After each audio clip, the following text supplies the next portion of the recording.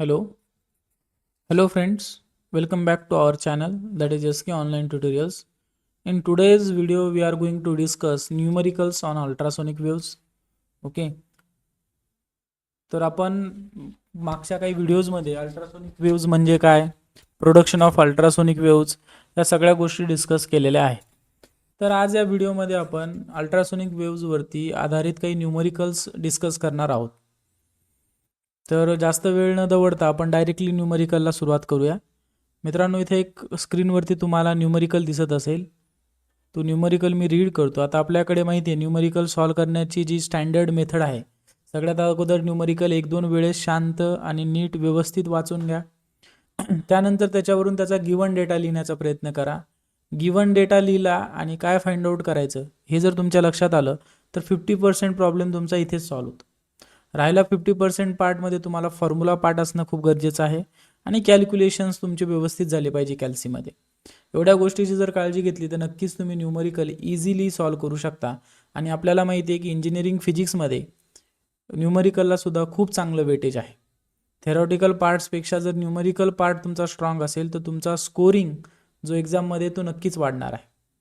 चला तर मग फर्स्ट न्यूमरिकल आपण डिस्कस करूया.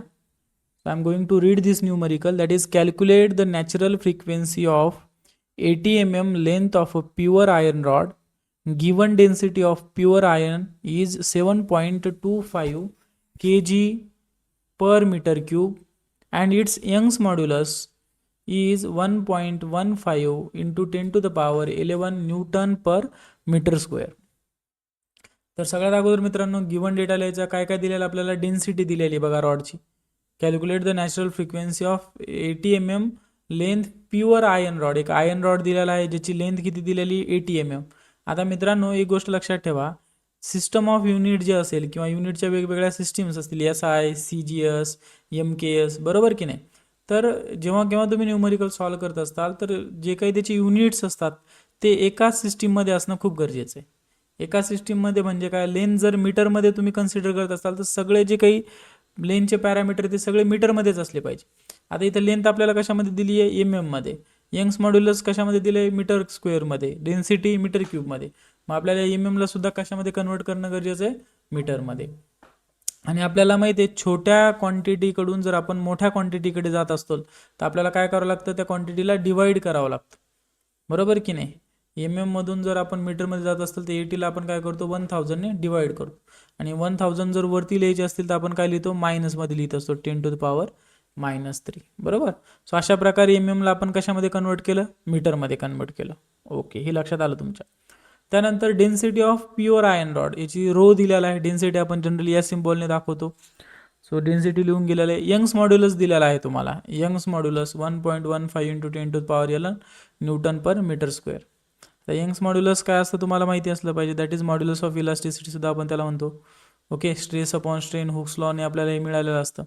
तर स्ट्रेसचं जे युनिट असतं न्यूटन पर मीटर स्क्वेअर तेच याला ॲप्लिकेबल असतं. की प्रत्येक मटेरियलची व्हॅल्यू फिक्स असते, हा एक कॉन्स्टंट आहे, त्यामुळे ही व्हॅल्यू आपल्याला मिळालेली आहे. त्यानंतर आपल्याला काय फाइंड आउट करायचे, फ्रिक्वेन्सी. तर फ्रिक्वेन्सीचा हा फॉर्म्युला तुम्हाला माहीत असणं खूप गरजेचं आहे. This is the formula for the natural frequency of the rod. So natural frequency of the rod काढायची. काय formula, F is equal to N/2L into under root of Y/ρ. Okay, N म्हणजे काय, मोड ऑफ व्हायब्रेशन, हे मी तुम्हाला सांगणार आहे. L म्हणजे काय, लेंथ ऑफ द रॉड, ती दिलेली आहे.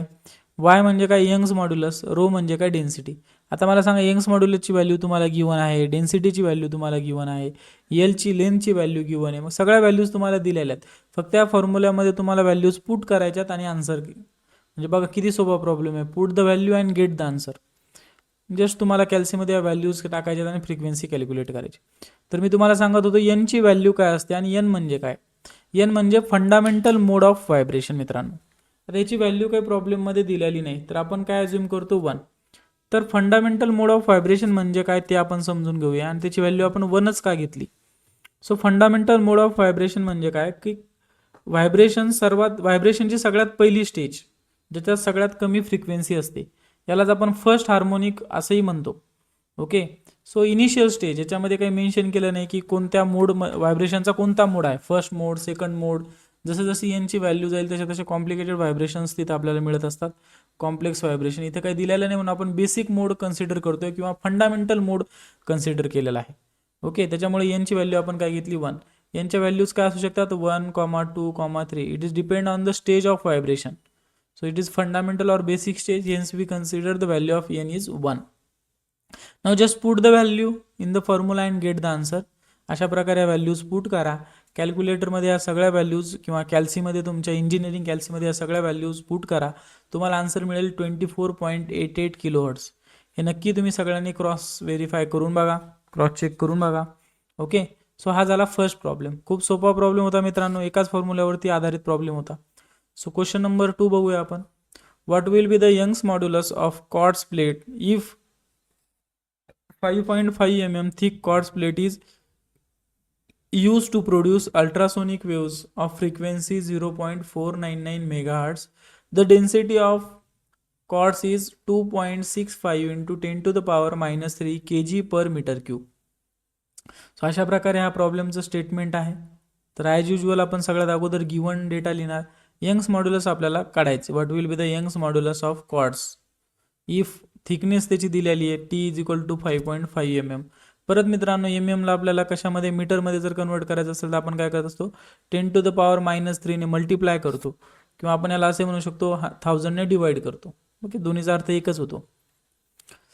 त्यानंतर फ्रिक्वेन्सी दिलेली आहे. किती फ्रिक्वेन्सी जनरेट होती आहे 0.499 मेगाहर्ट्जची.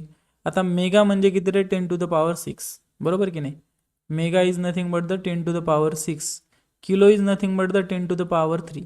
सो मेगा हर्ट्सला जर तुम्हाला हर्ट्समध्ये कन्वर्ट करायचं असेल तर कितीने गुणावं लागेल, ऑब्वियसली 10 to the power 6 ने. म्हणून इथं 10 to the power 6 ने मल्टिप्लाय केलेला आहे. त्यानंतर डेन्सिटी दिली मित्रांनो 2.65 into 10 to the power -3 kg per meter cube. Okay, आता परत काय करायचं, हे गिवन डेटा लिहिल्यानंतर एकदा फॉर्म्युला लिहून घ्यायचा आपला फ्रिक्वेन्सीचा फॉर्म्युला. मग याच्यावरून आपल्याला गोष्टी क्लिअर होतात. तिथे जी लेंथ ऑफ द रॉड होतं तिथं आपण काय लिहिलं थिकनेस. ओके, थिकनेसचं डायमेन्शन कन्सिडर केलेलं आहे. फ्रिक्वेन्सीची व्हॅल्यू दिलेली तर ती पुट करा. 1/2 into 5.5 into 10 to the power -3 that is thickness is given. Y मात्र तुम्हाला फाइंड आउट करायचे 2.65 इंटू 10 to the power +3. इथं +3 आहे मित्रांनो, तिथं काहीतरी प्रिंट मिस्टेक होती म्हणून तिथं गिवन डेटामध्ये आपल्याला -3 दिसते, पण ते ॲक्च्युली +3 आहे. हे जे दिसते ना ते मायनस, हे प्लस आहे. सो असो, सो या सगळ्या व्हॅल्यूज आपण पुट केल्या तर ऑब्वियसली आपल्याला काय फाइंड आउट करायचं आहे यंग्स मॉड्युलस. सो यंग्स मॉड्युलसचं युनिट काय असणार आहे न्यूटन पर मीटर स्क्वेअर. लक्षात ठेवा जे स्ट्रेसचं युनिट असतं तेच यंग्स मॉड्युलसचं युनिट असतं. Okay, that is newton per metre square. Unit सुद्धा लक्षात ठेवणं खूप गरजेचं आहे. So again very simple problem, totally depend on this formula. Just put the value and get the answer. Next one is find the natural frequency of vibration of quartz plate if thickness is 2 mm. लगेच आपण thickness इथे लिहून घेऊया 2 mm, 2 into 10 to the power -3 metre. Given Young's modulus for the quartz is 8 into 10 to the power 10. Young's modulus दिलेला आहे 8 into 10 to the power 10 newton per metre square. इथे unit द्यायला हवं, प्रोबॅबली दिलेलं असेल. Okay, and density is 2650 kg per meter cube. Density सुद्धा दिलेली आहे 2650 kilogram per metre cube. Then calculate the change in thickness required if the same plate is used to produce ultrasonic waves of 3 megahertz. म्हणजे त्यांचं काय म्हणणं आहे मित्रांनो की एक क्वार्ट्ज प्लेट आहे आणि जी किती फ्रिक्वेन्सी जनरेट करते. लेट से एक क्वार्ट्ज प्लेट आहे ज्याची थिकनेस त्यांनी दिलेली आहे 2 mm ची. 2 mm ची एक थिक क्वार्ट्ज प्लेट आहे ज्याचं यंग्स मॉड्युलसची व्हॅल्यू दिलेली आहे, डेन्सिटीची व्हॅल्यू दिलेली आहे. त्याच्यावरून ऑब्वियसली आपण याची नॅचरल फ्रिक्वेन्सी कॅल्क्युलेट करू शकतो. आता त्यांचं म्हणणं काय, ही जी फ्रिक्वेन्सी आहे जर 3 मेगाहर्ट्जपर्यंत न्यायची असेल आपल्याला तर ऑब्वियसली या प्लेटच्या थिकनेसमध्ये चेंज होणार आहे आणि तो चेंज किती असणार आहे ते त्यांनी विचारलेलं आहे. तर सगळ्यात अगोदर आपण गिवन डेटा लिहिला, त्यानंतर आपल्याला काय फाइंड करायचं ते लिहिले. सगळ्यात अगोदर फ्रिक्वेन्सी, त्याची नॅचरल फ्रिक्वेन्सी आपल्याला कॅल्क्युलेट करून घ्यायची आहे.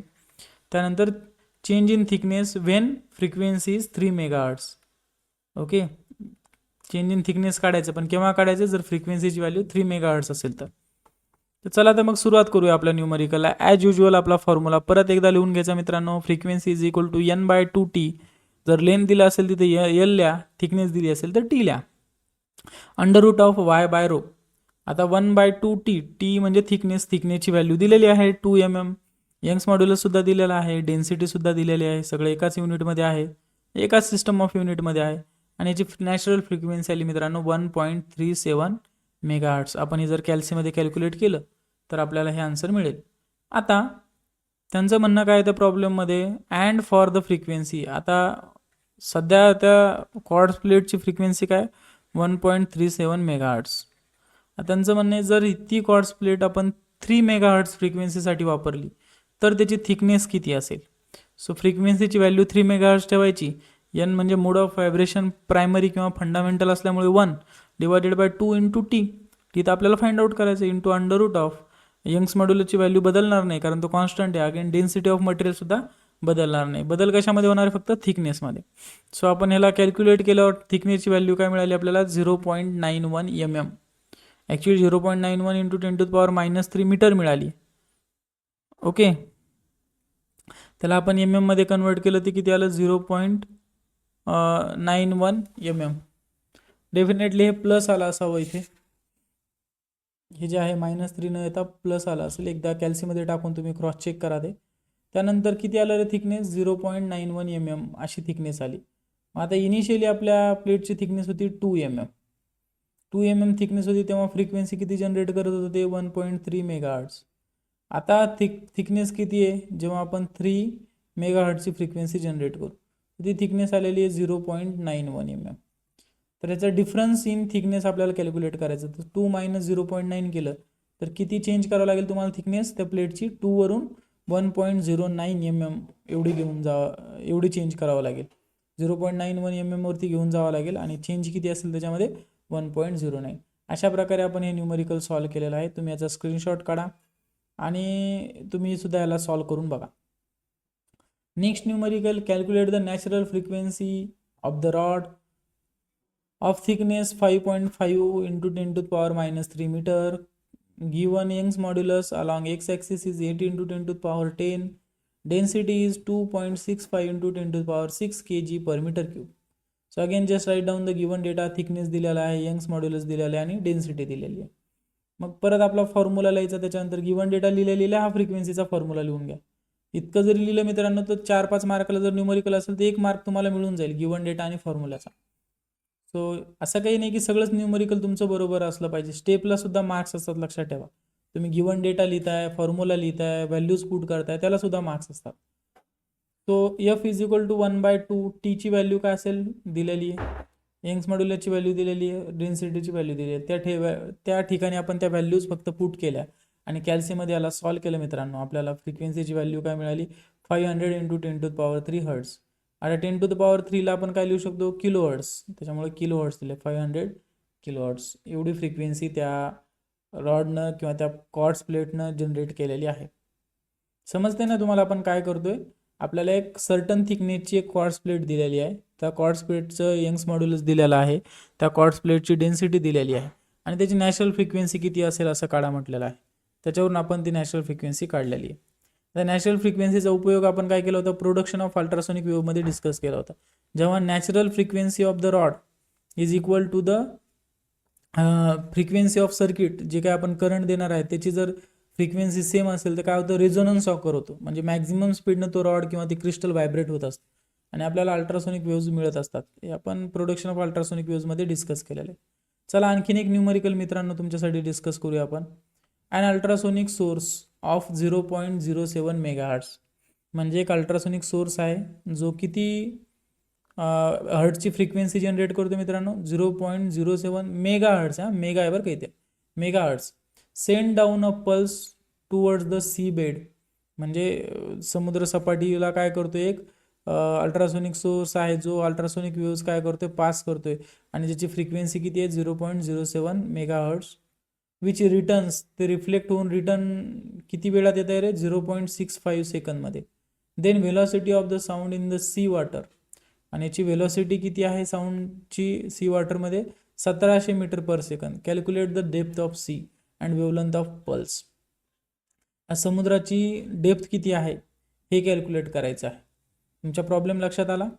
की समुद्र सरफेसवरती सपाटीवरती आपण आहेत त्याच्यावरनं एक अल्ट्रासोनिक सोर्स आपण ठेवलेला आहे. तो काय करतोय की 0.07 एवढी मेगा हर्टची अल्ट्रासोनिक वेव्ज याच्यामध्ये पास करतोय. ती समुद्र सपाटीवरती आदळून परत रिफ्लेक्ट बॅक होतीये आणि त्याला जाऊन यायला किती वेळ लागतोय? 0.65 सेकंद लागतोय.